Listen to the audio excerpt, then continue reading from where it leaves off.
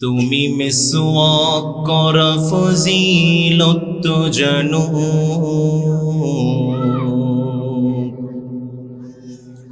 খাবার শেষে মিষ্টি মুখের হাদিসটা মানো। তুমি মিসওয়াক করা ফজিলত জানো,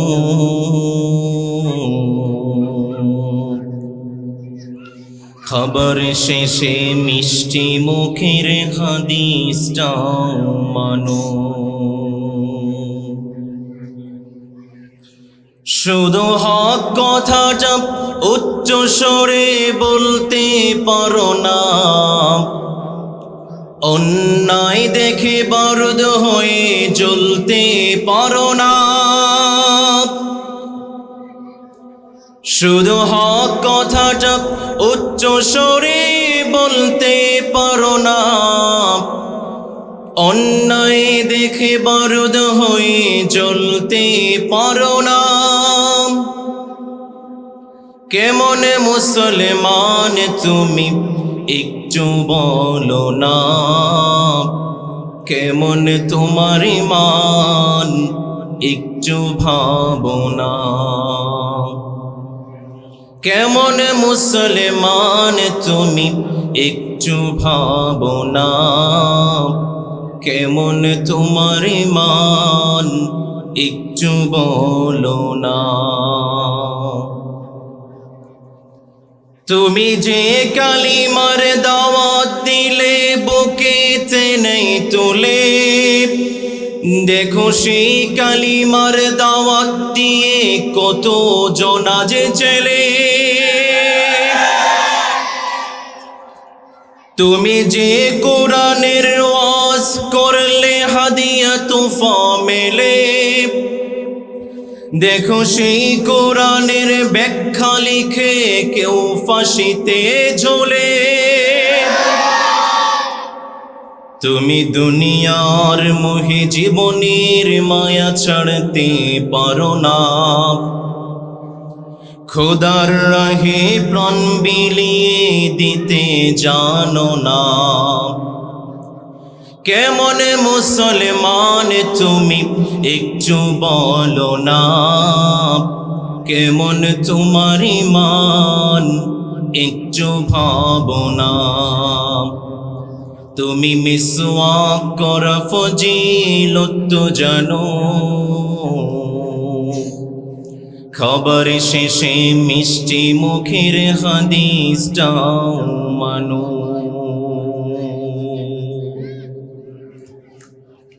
বাংলাদেশের বাণিজ্যিক রাজধানী চট্টগ্রামের অন্তর্গত আসকারাবাদ যুব সমাজের উদ্যোগে চতুর্থ তাফসীরুল কোরআন মাহফিল, তার মানে এই মাঠে আরও তিনবার কোরআনের কথা হয়েছে, তাই না?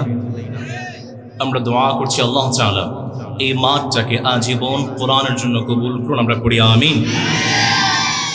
আজকের তাফসীরুল কোরআন মাহফিলের সম্মানিত প্রধান অতিথি, বিশিষ্ট ইসলামী চিন্তাবিদ, বিশিষ্ট শিক্ষাবিদ, শেখুনা ওয়া মুকাররিমুনা, আমাদের আমির হাজারো আলেমের উস্তাদ আলহাজ শাহজাহান চৌধুরী, সাবেক এমপি, আমির বাংলাদেশ জামায়াত ইসলামী চট্টগ্রাম মহানগরী। বিশেষ অতিথি হয়ে এসেছেন মোহাম্মদ ফারুক আজম, আমির বাংলাদেশ জামায়াত ইসলামী ডবলমুরিং থানা চট্টগ্রাম। আরও এসেছেন ইঞ্জিনিয়ার মোহাম্মদ আব্দুল খালেক, সভাপতি সমাজ উন্নয়ন পরিষদ 24 নং উত্তর আগ্রাবাদ। সভাপতি হয়ে এসেছেন জনাব মোহাম্মদ ফারুক, জেলা ও দায়রা জজ, ঢাকা। আরও যারা এসেছেন, আমরা যারা কোরআনের বাগানটাকে সাজিয়েছি, রব্বুল আলামিন আমাদের সবাইকে কোরআনের জন্য কবুল করুন, আমরা পড়ি আমিন।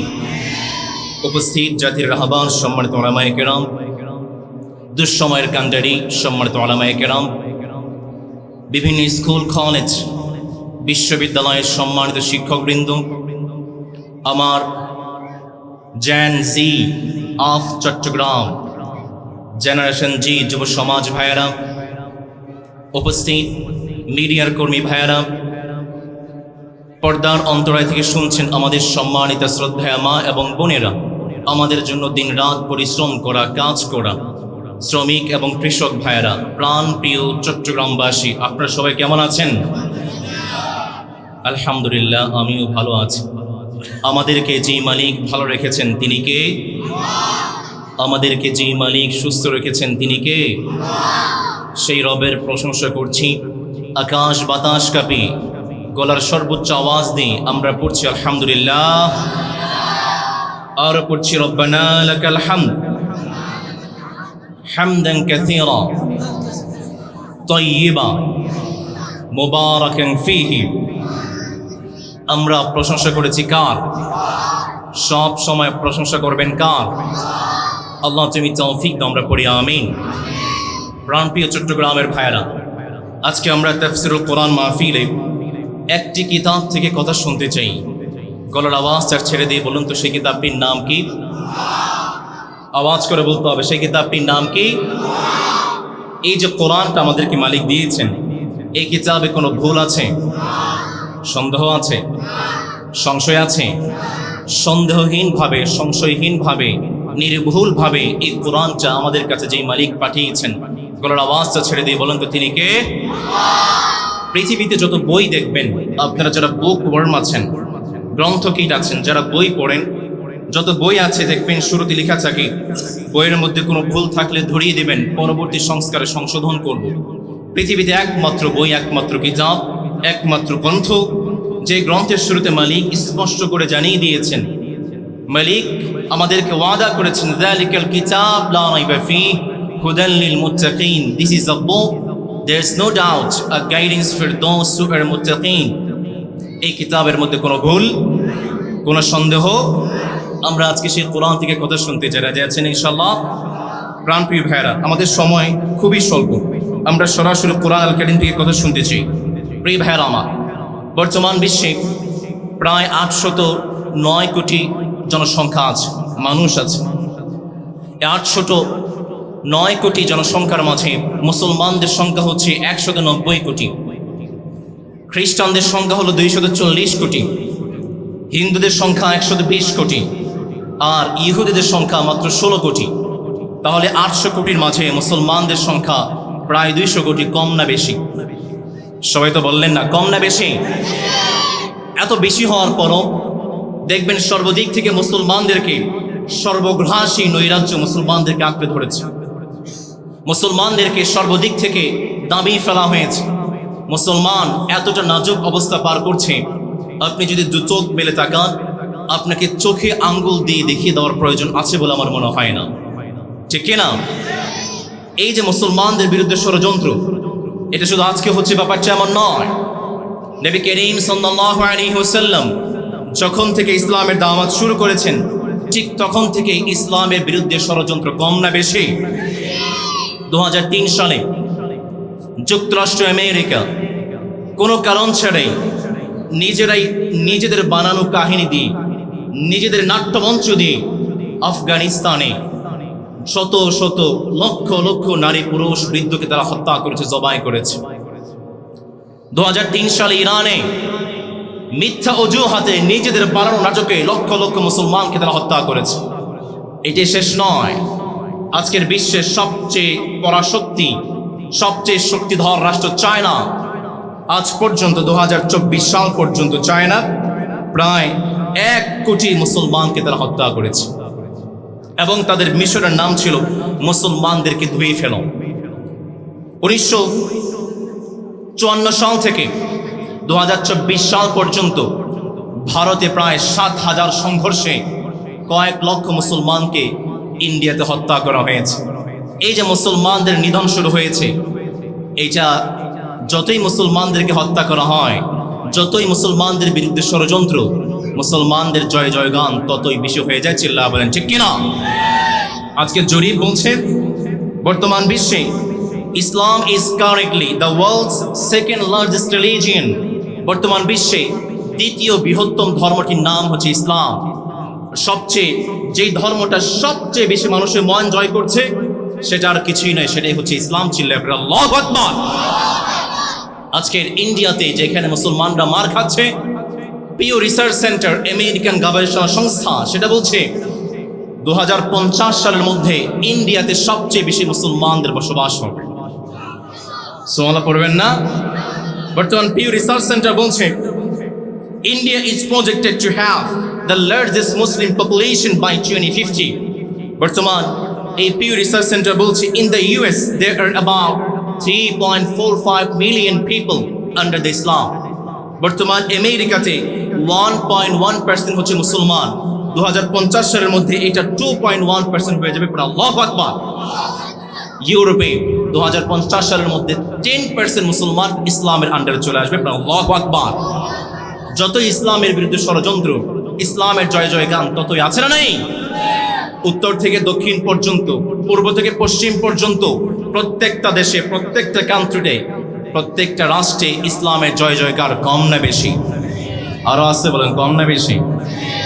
চীন আরবে হিন্দুস্তান নিখিল ধরা ধাম, জানে আমায় চেনে আমায় মুসলিম আমার নাম। ঠিক কিনা?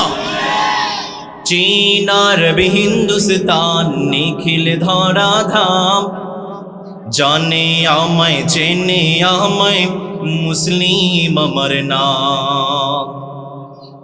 চেনে মোরে সাহারা গোবি দুর্গম পর্বত, মন্থন করেছে সাগর আরব সিন্ধুরাত, বয়েছি আফ্রিকা ইউরোপ আমারি তঞ্জাব, বয়েছি আফ্রিকা ইউরোপ আমারি তঞ্জাব, জানে আমায় চেনে আমায় মুসলিম আমার নাম। আওয়াজ করে বলতে হবে ঠিক কিনা? এই যে মুসলমানদেরকে মিটিয়ে ফেলার ষড়যন্ত্র, নবী করিম সাল্লাল্লাহু আলাইহি ওয়াসাল্লাম যখন থেকে ইসলামের দাওয়াত শুরু করেছেন, মক্কার কাফেররা ঠিক তখন থেকে ইসলামটাকে বন্ধ করে দেওয়ার ষড়যন্ত্র শুরু করেছে। প্রিয় ভাইরা আমার, আজকে আমরা 2024 সালে উপনীত হয়েছি। আমরা এক স্বাধীন দেশে কথা বলছি, ঠিক কিনা? আমরা কি স্বাধীন না পরাধীন? না, আপনারা পরাধীন। আপনারা কথা বলেন নাই, স্বাধীন না পরাধীন? আমরা স্বাধীন দেশে কথা বলছি। 2024 সাল পর্যন্ত বাংলাদেশে ইসলামটাকে মিটিয়ে দেওয়ার 10টি ষড়যন্ত্র করা হয়েছে। প্রিয় আসকারাবাদের ভাইয়েরা, বলুন তো দেখি বাংলাদেশে ইসলামটাকে মিটিয়ে দেওয়ার কয়টি ষড়যন্ত্র করা হয়েছে? আওয়াজ করে বলতে হবে কয়টি? তার মধ্যে 1 নম্বর, বাংলাদেশে কিছু স্বৈরাচার চেয়েছিল শিক্ষা সিলেবাসে পরিবর্তন করে, শিক্ষা সিলেবাসে ট্রান্সজেন্ডারকে ঢুকিয়ে, যৌনবাদের মতো বিকৃত বিষয়গুলোকে শিক্ষা সিলেবাসে ঢুকিয়ে আমাদের সন্তানদেরকে ইসলাম থেকে বিচ্ছিন্ন করবে। আওয়াজ করে বলতে হবে, তারা কি পেরেছে? চিল্লায়া বলেন, পেরেছে? ঠিক একই পদ্ধতি অবলম্বন করেছিল ফেরাউন। ফেরাউন ছিল তরমুজের ক্ষেতের কর্মচারী। সে আস্তে আস্তে ঘুষের মাধ্যমে, সুদের মাধ্যমে রাষ্ট্রীয় কবরস্থানের দায়িত্ব পেয়ে যায়। ফেরাউন সে ছিল তরমুজের ক্ষেতের কর্মচারী। সেখান থেকে খুনাখুনির মাধ্যমে, ঘুষের মাধ্যমে ফেরাউন রাষ্ট্রীয় কবরস্থানের দায়িত্ব পেয়ে যায়। ঠিক তখন থেকেই ফেরাউনের সেই যুগ থেকেই ঘুষ এবং সুদের প্রচলন শুরু হয়। এই ঘটনা থেকে বোঝা যায় আজকেও যারা সুদের সাথে জড়িত, আজকেও যারা ঘুষের সাথে জড়িত, নিঃসন্দেহে তাদের রক্ত ফেরাউনের রক্ত প্রবাহমান। ফেরাউন বিভিন্ন ঘুষের মাধ্যমে রাষ্ট্রীয় কবরস্থানের দায়িত্ব পেয়ে যায়। এরপরে বিভিন্ন খুনাখুনির মাধ্যমে মিশরের প্রেসিডেন্সি হয়ে যায়। ফেরাউনের বন্ধু ছিল হামান। হামান বলতে লাগলো, ফেরাউন তোমাকে আরো বড় হতে হবে, তোমাকে আনা রব্বুকুমুল আলা, সবচেয়ে বড় রব হিসেবে তোমাকে ঘোষণা করতে হবে। নাউযুবিল্লাহ পড়বেন না? ফেরাউন বলতে লাগলো, বন্ধু আমি যদি এই সমাজে সবচেয়ে বড় রব হিসেবে ঘোষণা করি, কে আমাকে মেনে নেবে? হামান বলতে লাগলো, বন্ধু আমার কাছে একটা প্ল্যান আছে, আমাকে 40টা বছর সময় দাও। 40 বছরে মিশর সমাজটাকে এমন ভাবে সাজিয়ে দিব, তুমি শুধু দাঁড়িয়ে আনা রব্বুকুমুল আলা, তুমি সবচেয়ে বড় রব দাবি করবে। মিশরের প্রত্যেকটা মানুষ তোমাকে রব হিসাবে মেনে নিতে বিলম্ব করবে না, দেরি করবে না। ফেরাউন বলতে লাগলো, বন্ধু কি তোমার প্ল্যান? What's your plan? তোমার প্ল্যানটা কি? হামান বলতে লাগলো, বন্ধু আমি তোমার থেকে যে 40টা বছর সময় নিয়েছি, এই 40 বছরে প্রথম 10 বছরে তোমার কিতাবে আসসালামু আলাইকুম বারাকাল্লাহু ফি হায়াতিক সবাই বসে যান মাহফিলে প্রবেশ নষ্ট হয়ে যাবে বসে যান সবাই সুবহানাল্লাহ পড়েন লিল্লাহি তাকবীর লিল্লাহি তাকবীর আপনাদের মনোযোগ কি আছে প্রিয় ভাইরা আমার ফেরাউন তার বন্ধু বলতে লাগলো হামান বলতে লাগলো বন্ধু আমার কাছে 40টা বছর সময় দাও 40 বছরে মিশর সমাজটাকে এমন ভাবে সাজাবো তুমি শুধু মিশর সমাজে দাঁড়িয়ে ঘোষণা করবে আনা রাব্বুকুমুল আ'লা আমি সবচেয়ে বড় রব তোমাকে মিশরের মানুষ রব হিসেবে মেনে নিতে বিলম্ব করবে না পরে নাউযুবিল্লাহ ফেরাউন বলতে লাগলো বন্ধু তোমার প্ল্যানটা কি 40 বছর তুমি কি করতে চাও বলো হামান বলতে লাগলো বন্ধু 40 বছরের প্রথম 10 বছরে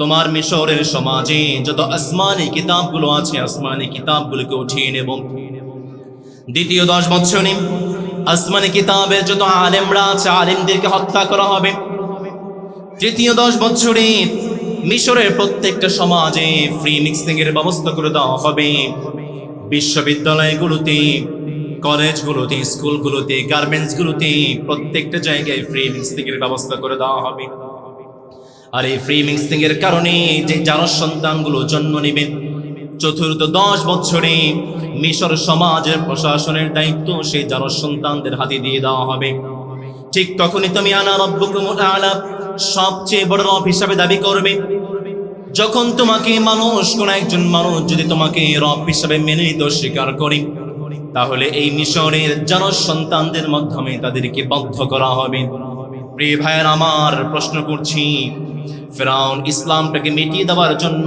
সর্বপ্রথম তার সমাজ থেকে আসমানি কিতাবগুলোকে আসমানি আলেমদেরকে হত্যা করে ফেলেছিল প্রিয় ভাইয়েরা আমার বলেন তো দেখি যে সমস্ত স্বৈরাচার আমাদের বইগুলো থেকে ইসলামের কথাগুলো উঠিয়ে ইসলামের ইতিহাসগুলো বিকৃত করে ট্রান্সজেন্ডারের মতো বিকৃত মতবাদ ঢুকিয়ে দিয়ে যারা ইসলামটাকে বাংলার জমিন থেকে মিটিয়ে দিতে চেয়েছিল তাদের সাথে ফেরাউনের সাথে একটা মিল আছে না নাই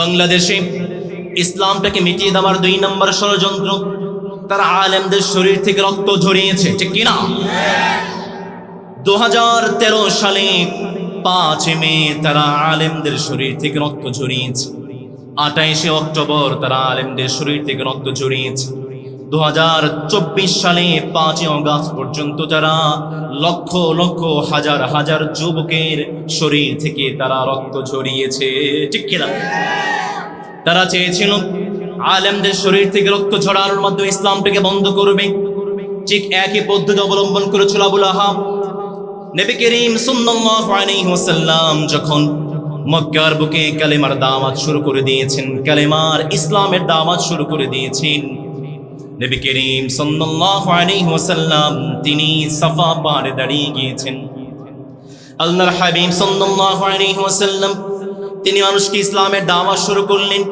কে আছো আসো আমার ইসলামের ডাকে সাড়া দাও জান্নাত দিবেন কে নবী করিম সাল্লাল্লাহু আলাইহি ওয়াসাল্লাম যখন কালেমার দাওয়াত দিতে শুরু করেছেন আবু লাহাব আল্লাহর হাবিব সাল্লাল্লাহু আলাইহি ওয়াসাল্লামের দিকে পাথরটা নিক্ষেপ করেছে নবী করিম সাল্লাল্লাহু আলাইহি ওয়াসাল্লামের শরীর থেকে রক্ত পর্যন্ত ঝরিয়েছে এরপরও কি তারা নবী করিম সাল্লাল্লাহু আলাইহি ওয়াসাল্লামকে দমন করতে পেরেছে এক প্রকারের স্বৈরাচার চেয়েছিল উলামায়ে কেরামদের শরীর থেকে রক্ত ঝরানোর মাধ্যমে বাংলার জমিন থেকে ইসলামটাকে মিটিয়ে দেবে প্রশ্ন করতে চায় প্রিয় চট্টগ্রামের ভাইরা তারা কি বাংলার জমিন থেকে ইসলামটাকে মিটাতে পেরেছে 3 নম্বর বাংলার জমিন থেকে ইসলামটাকে মিটিয়ে দেওয়ার জন্য ইসলামী নেতারা যারা আছে বড় বড় উলামায়ে কেরাম যারা আছে তাদেরকে বিভিন্ন অফার করেছে সম্পদের অফার করেছে ধন সম্পদের অফার করেছে নারীর অফার করেছে ক্ষমতার অফার করেছে আপনারা আল্লামা দেলওয়ার হোসেন সাঈদী রাহিমাহুল্লাহকে চেনেন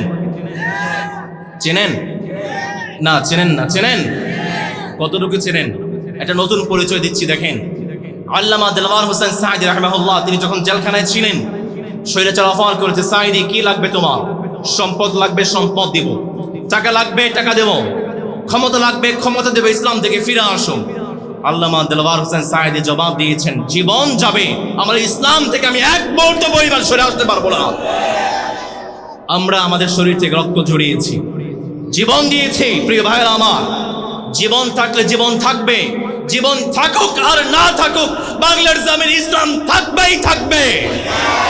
কে কে চান দুহাত দেখতে চায়? তাকবীর পড়েন, লিল্লাহি তাকবীর, লিল্লাহি তাকবীর।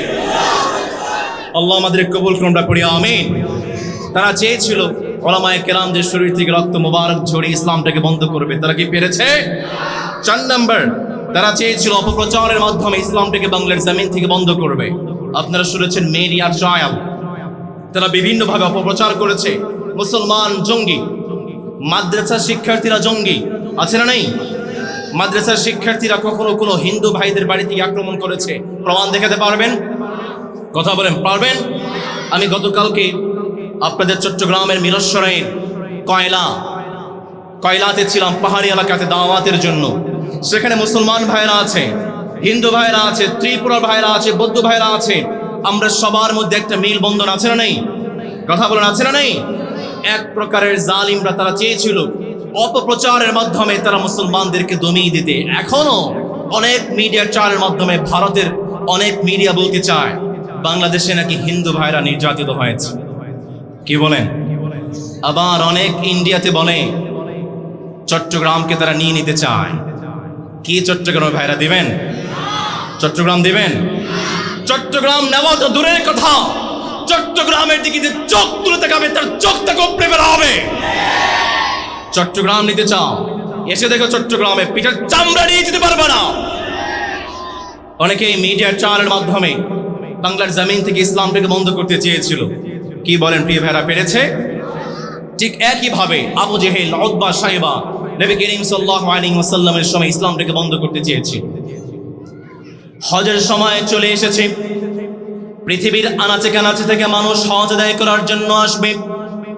নবী করিম সাল্লাল্লাহু আলাইহি ওয়াসাল্লামের বিরুদ্ধে মক্কার বড় বড় কাফের যারা ছিল, আবু লাহাব, উতবা, সাইবা, তারা বলতে লাগলো পৃথিবীর আনাচে কানাচে থেকে মানুষ হজ আদায় করার জন্য আসবে।